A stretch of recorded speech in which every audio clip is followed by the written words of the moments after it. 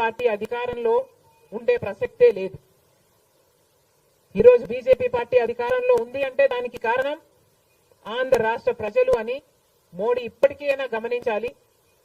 చంద్రబాబు గారికి మరొకసారి గుర్తు చేస్తున్నాం, చంద్రబాబు గారు బీజేపీ పార్టీతో ఎలక్షన్లకు ముందు పొత్తు పెట్టుకుంటున్నప్పుడే కాంగ్రెస్ పార్టీ పదే పదే చెప్పడం జరిగింది, ఒక్క మాట అయినా తీసుకోకుండా, కండిషనల్ సపోర్ట్ అయినా మీరు ఎక్స్టెండ్ చేయకుండా, మీరు బేషరతుగా స్పెషల్ స్టేటస్ అన్న కండిషన్ పెట్టకుండానే మీరు బీజేపీ పార్టీకి ఎందుకు అలయన్స్ పెట్టుకున్నారు చంద్రబాబు గారు అని అప్పుడు ప్రశ్నించడం జరిగింది. ఇప్పుడు మళ్ళీ బీజేపీ పార్టీ చంద్రబాబు గారిని డిమాండ్ చేస్తుంది. ఇప్పుడు మళ్ళీ కాంగ్రెస్ పార్టీ చంద్రబాబు గారిని డిమాండ్ చేస్తుంది.